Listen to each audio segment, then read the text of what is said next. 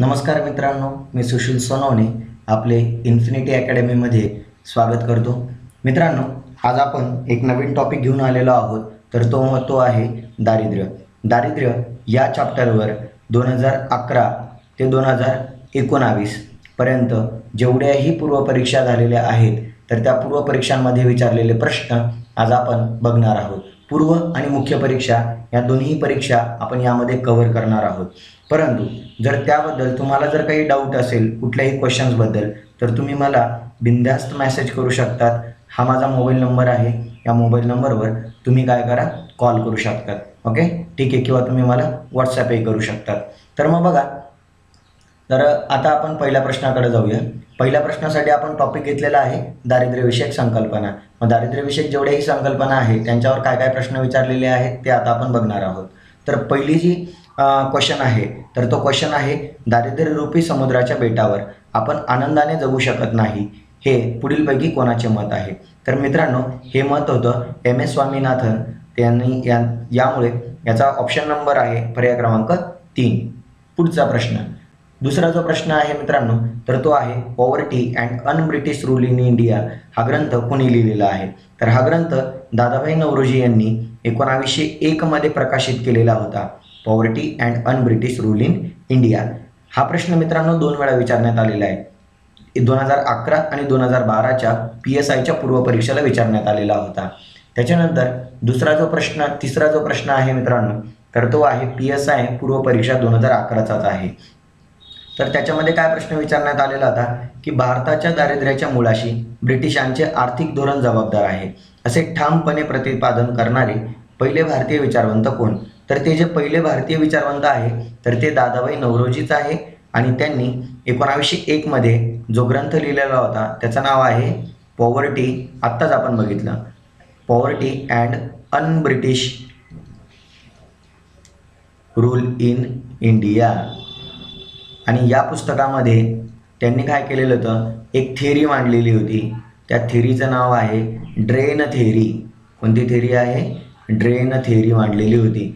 आणि या ड्रेन थेअरीलाच मराठीमध्ये म्हटलं जातं आर्थिक निस्तारणाचा सिद्धांत. आर्थिक निस्तारणाचा सिद्धांत. आणि या सिद्धांतामध्येच त्यांनी हे मत व्यक्त केलेलं होतं की भारताच्या दारिद्र्याच्या मुळाशी फक्त ब्रिटिशाचे आर्थिक धोरणच जबाबदार आहे. ओके, म्हणून याचा पर्याय क्रमांक येणार आहे 1. दुसरा जो प्रश्न आहे मित्रांनो तर तो आहे STI मुख्य परीक्षा 2011चा की भारतात दारिद्र्यविषयक कोणती संकल्पना विचारात घेतली जाते? तर भारतामध्ये दारिद्र्यविषयक निरपेक्ष दारिद्र्य म्हणजेच ॲब्सोल्यूट पॉवर्टी हे काय केलं जात असतं, मोजलं जात असतं. मग ह्या ॲब्सोल्यूट पॉवर्टीसाठी निकष जो घेण्यात आलेला आहे हा निकष काय असतो? तर हा जो निकष घेण्यात आलेला आहे मित्रांनो तर तो निकष आहे पॉवर्टी लाईन. काय आहे? दारिद्र्य रेषा. आणि ही दारिद्र्य रेषा कशाच्या आधारावर काढली जाते? तर ही दारिद्र्य रेषा कशाच्या आधारावर काढली जाणार आहे? तर ही दारिद्र्य रेषा उपभोग खर्चाच्या आधारावर काढली जाते. कशाच्या आधारावर? उपभोग खर्चाच्या आधारावर काढली जाते. ही गोष्ट लक्षात राहू द्या मित्रांनो नेहमी. ओके, आणि त्यासाठी MPCE monthly per capita consumption expenditure काढलं जात असतं. म्हणजेच एका व्यक्तीचा एका महिन्याचा उपभोग खर्च काढला जात असतो. ओके, ही गोष्ट लक्षात असू द्या. पुढचा प्रश्न आहे अन्न वस्त्र निवारा याबरोबरच खालीलपैकी कोणती गोष्ट व्यक्तीच्या मूलभूत गरजांमध्ये विचारात घेतली जाते? तर सध्या मित्रांनो अन्न वस्त्र निवारा यासोबतच शिक्षण आणि आरोग्य या 2 गरजा काय करण्यात आलेल्या आहेत? मूलभूत गरजांमध्ये समाविष्ट करण्यात आलेल्या आहे. हा प्रश्न STI मुख्य परीक्षा 2011चा होता. पुढचा प्रश्न आहे मित्रांनो, भारत सरकारची खालीलपैकी कोणती नोडल एजन्सी दारिद्र्याचं मोजमाप करण्यासाठी काम करत होती? यस, तर त्याचं उत्तर आहे, आता बघा, हा कंबाईंड ग्रुप Cचा प्रश्न आहे. 2018ला विचारण्यात आलेला होता. आणि तो आहे, त्याचं उत्तर आहे नियोजन आयोग. बरोबर, की सुरुवातीपासूनच भारतासाठी दारिद्र्याच्या मोजमापासाठी नोडल एजन्सी म्हणून नियोजन आयोग कार्य करत होता. परंतु सध्या जर तुम्हाला विचारलं की सध्या नियोजन आयोग सध्या भारत सरकारसाठी नोडल एजन्सी म्हणून कोण काम करत आहे, तर सध्या 1 जानेवारी 2015 पासून, कधीपासून 1 जानेवारी 2015 पासून नीती आयोग काम करत आहे. कोण काम करत आहे? नीती आयोग काम करत आहे. कशासाठी? दारिद्र्याच्या मोजमापासाठी नोडल एजन्सी म्हणून काम करत आहे. ओके. त्याच्यानुसार पुढचा प्रश्न, STI मुख्य परीक्षा 2011 की नियोजन आयोगाच्या अहवालानुसार डॅश डॅशपेक्षा कमी उष्मांक मिळणाऱ्या ग्रामीण भागातील व्यक्ती दारिद्र्य रेषेखाली येतात. मग त्याचं उत्तर आहे 2400 कॅलरी. बघा, आपल्याला YK अलग समिती माहिती आहे. या YK अलग समितीने पहिल्यांदा काय सांगितलेलं होतं की 1973-74 मध्ये सांगितलेलं होतं की ग्रामीण भागामध्ये 2400 कॅलरी, किती कॅलरी? 2400 कॅलरी. तर शहरी भागामध्ये 2100 कॅलरी उष्मांक न मिळू शकणाऱ्या व्यक्तींना या समितीने काय ठरवलेलं होतं? गरीब ठरवलेलं होतं. आणि हाच निकष काय करण्यात आलेला होता? नियोजन आयोगाने लक्षात घेऊन नियोजन आयोगाने दारिद्र्याची व्याख्याच या आधारावर बनवलेली होती. नियोजन आयोगानुसार ग्रामीण भागामध्ये 2400 कॅलरी, तर शहरी भागामध्ये 2100 कॅलरी एवढं अन्न दररोज ग्रहण न करू शकणाऱ्या व्यक्तींना नियोजन आयोगाने काय म्हटलेलं होतं? गरीब म्हटलेलं होतं. म्हणून याचं उत्तर काय असणार आहे? 2400 कॅलरी. ही गोष्ट लक्षात असू द्या मित्रांनो. पुढचा जो प्रश्न आहे मित्रांनो, तर तो आहे दारिद्र्यविषयक समित्यांविषयी. मग दारिद्र्यविषयक समित्यांविषयी आता आपण प्रश्न बघणार आहोत. तर पहिली समिती आपण बघणार आहोत तेंडुलकर समिती. बघा, कंबाईनच्या पूर्व परीक्षा 2019 मध्ये प्रश्न विचारण्यात आलेला आहे आणि तो प्रश्न आहे की दारिद्र्य मापनासंबंधित तेंडुलकर समितीने काही सूचना केलेल्या आहेत, त्या सूचना दिलेल्या आहेत आणि त्या सूचनांविषयी आपल्याला काय विचारलेले आहे की बरोबर विधानं कोणती आहेत ते ओळखायचे. चला तर मग आता आपण बघूया बरोबर विधान कोणतं आहे.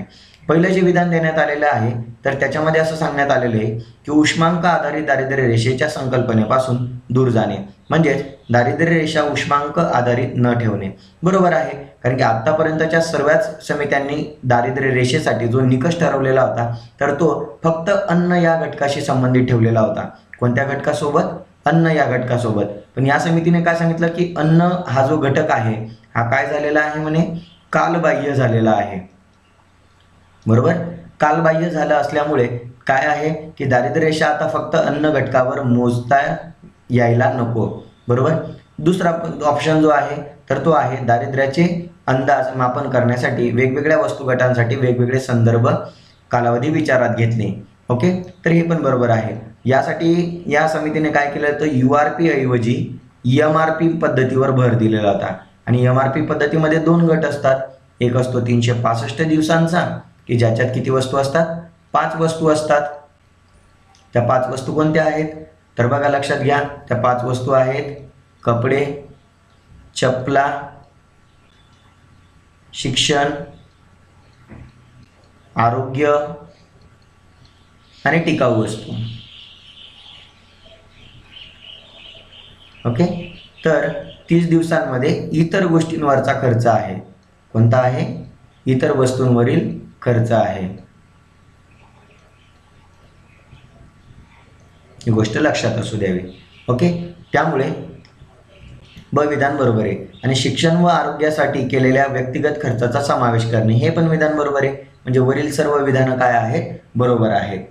पुढचा प्रश्न, नियोजन आयोगाच्या 2012च्या प्रसिद्धी पत्रकानुसार 2009-10 मध्ये गरिबीमध्ये कोणत्या राज्याचा प्रथम क्रमांक लागतो? तर आता बघा मित्रांनो, तर 2009-10 नुसार जर आपण गेलो नियोजन आयोगाच्या आकडेवारीनुसार 2009-10 मध्ये 1 नंबर जो लागतो तर तो बिहार राज्याचा लागतो. 1 नंबर. सर्वात पहिलं राज्य कोणतं होतं? बिहार राज्य होतं. या बिहार राज्यामध्ये 2009-10 नुसार 53.5% दारिद्र्य होतं. आणि 2 नंबर जो लागतो तर तो होता छत्तीसगड या राज्याचा होता. कोणत्या राज्याचा होता? छत्तीसगड या राज्याचा होता. आणि छत्तीसगड राज्यामध्ये 48.7% दारिद्र्य होतं. आणि 3 नंबरचा जो राज्य होतं तर ते होतं मणिपूर. कोणतं राज्य होतं? मणिपूर होतं. तर मणिपूरमध्ये होतं 47.1% दारिद्र्य होतं. किती टक्के दारिद्र्य होतं? 47.1% दारिद्र्य होतं. ओके, तर ही गोष्ट लक्षात असू द्या मित्रांनो, हा प्रश्न खूप IMP आहे, लक्षात घ्या. STI 2016ला विचारण्यात आलेला होता. त्याच्यानंतर तेंडुलकर समितीच्या अहवालानुसार की 2011मध्ये, आता इथं काही वर्ष मेन्शन केलेलं नाही आहे की भारतातील किती टक्के लोक दारिद्र्य रेषेखाली जीवन जगतात. तर मग आता वर्षच दिलेलं नाही आहे, तर आपल्याला माहिती आहे तेंडुलकर समितीने 2004-05 मध्ये, कधी लक्षात घ्या मित्रांनो, 2004-05 या आर्थिक वर्षामध्ये एकूण भारतातील दारिद्र्याचं जे प्रमाण सांगितलेलं होतं तर ते प्रमाण होतं 37.2% होतं. बरोबर, म्हणून आपलं उत्तर असणार आहे 1. ओके, ASO मुख्य परीक्षा 2012चा प्रश्न होता. बरोबर. त्याचनुसार तेंडुलकर समितीने 2009-10 मध्ये संपूर्ण भारतात किती टक्के दारिद्र्य सांगितलेलं होतं, तर ते दारिद्र्य होतं 29.8%. आणि तेच दारिद्र्य 2011-12 मध्ये किती सांगितलं होतं, 21.9% सांगितलेलं होतं. हे लक्षात असू द्यावं प्रत्येकाने. त्याच्यानंतर पुढचा जो प्रश्न बघणार आहोत तर तो तेंडुलकर समितीविषयीचेच प्रश्न बघतोय आपण अजून. 2004-05 या वर्षासाठी तेंडुलकर समितीच्या शिफारसीप्रमाणे खालीलपैकी कोणती दारिद्र्य रेषा निश्चित करण्यात आलेली होती. ASO मुख्य परीक्षा 2013चा आहे. तर इथं सहज आपल्याला दिसतंय की 446.68 रुपये आणि शहरी भागासाठी 578.80 रुपये ही दरडोई प्रतिमाह खर्च लक्षात घेतलेला होता. तर यासाठी हा जो खर्च आहे,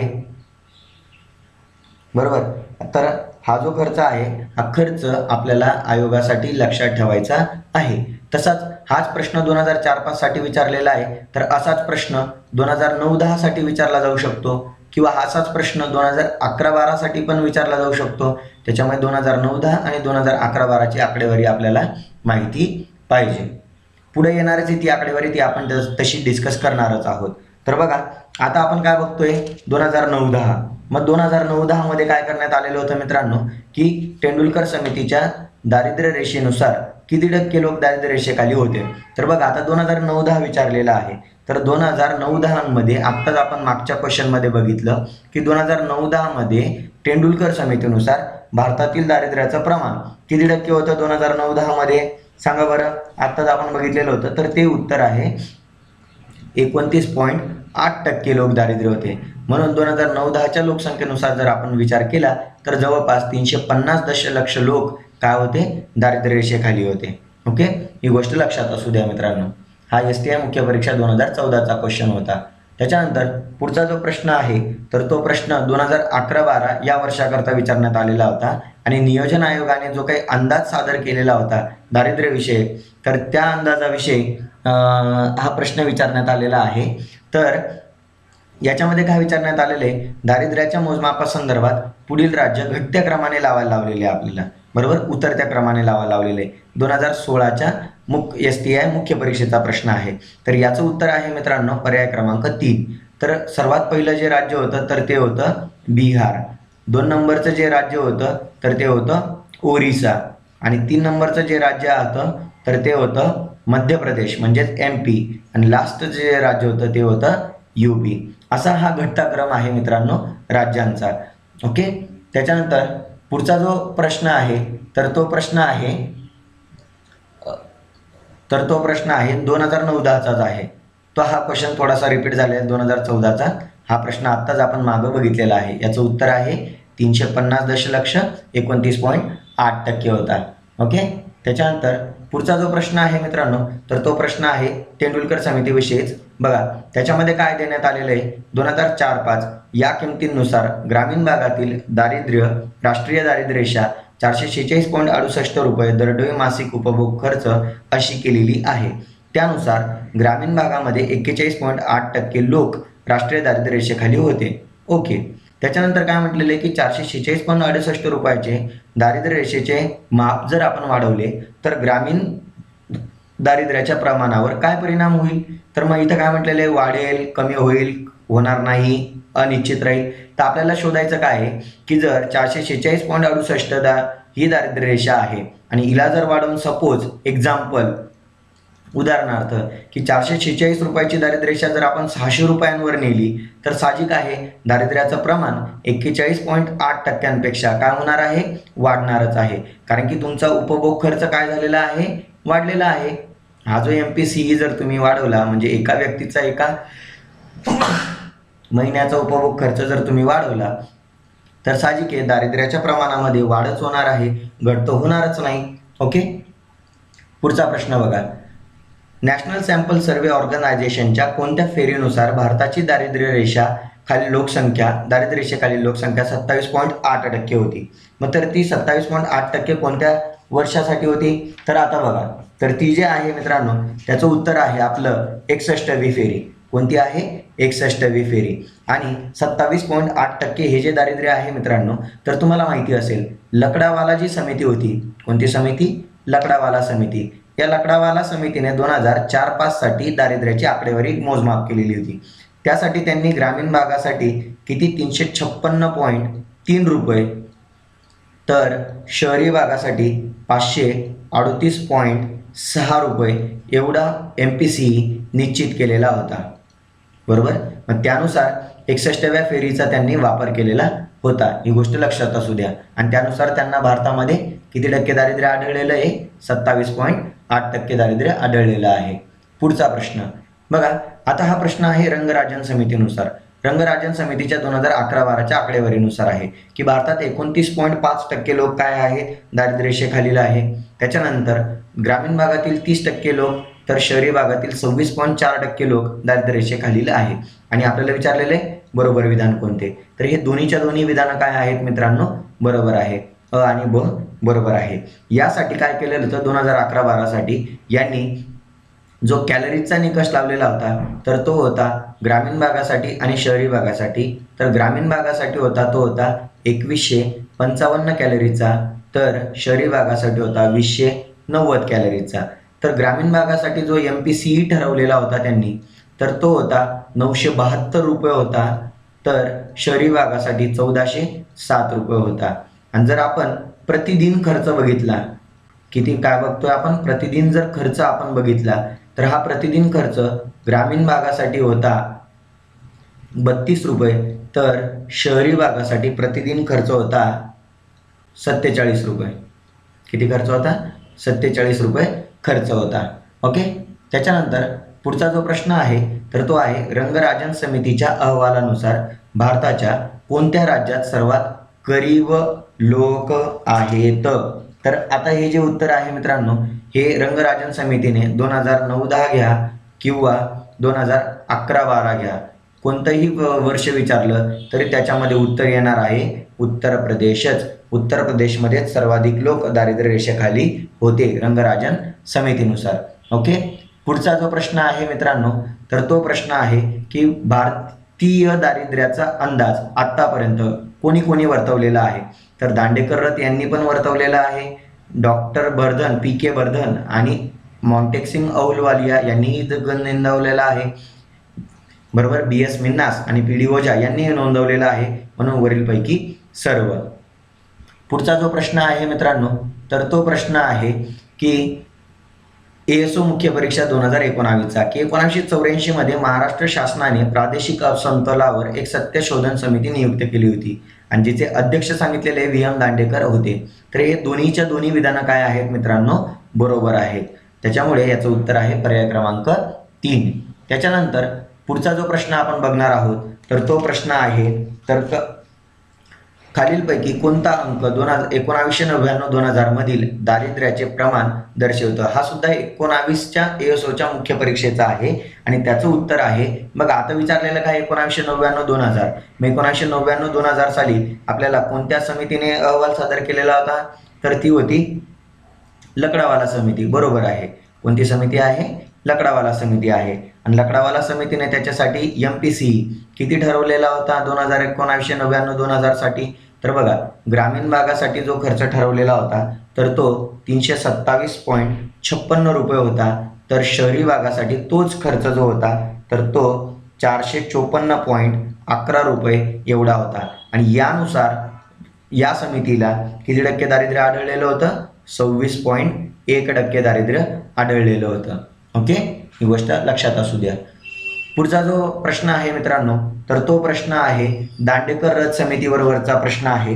आणि दांडेकर रथ समितीवरचा जो प्रश्न आहे तर त्याच्यानुसार काय विचारण्यात आलेलं आहे की 1966 मध्ये ग्रामीण भागात डॅश डॅश टक्के लोक तर शहरी भागात डॅश डॅश टक्के लोक दारिद्र्य रेषेखाली जीवन जगत आहे. तर याचं उत्तर आहे 40%. ग्रामीण भागामध्ये 40% लोक होते तर शहरी भागामध्ये 50% लोक काय होते, दारिद्र्य रेषेखाली जीवन जगत होते. हा प्रश्न होता STI मुख्य परीक्षा 2012चा. बघा मित्रांनो, एवढे सर्व प्रश्न आतापर्यंत दारिद्र्याच्या संकल्पनेवर आणि दारिद्र्याच्या समित्यांवर विचारण्यात आलेले आहेत. या प्रश्नांमध्ये तुम्हाला जर काही डाऊट असेल तर तुम्ही बिंदास फ्री व्हा, मला मेसेज करू शकता तुम्ही किंवा व्हॉट्सॲपवरही करू शकतात. ओके, हा माझा मोबाईल नंबर आहे, यावर तुम्ही काय करू शकता, व्हॉट्सॲप करू शकतात. धन्यवाद मित्रांनो. असेच आपण पुढच्या चॅप्टरसाठी काय करूया, लेक्चर्स घेऊया. पुढचा आपला याच्यातलाच एक छोटासा टॉपिक आहे आपला, काय आहे तो आहे दारिद्र्य निर्मूलन. मग तो जो टॉपिक आहे दारिद्र्य निर्मूलनाविषयी काय काय समित्या स्थापन झालेल्या आहे, काय काय आत्तापर्यंत केंद्र सरकारने समित्या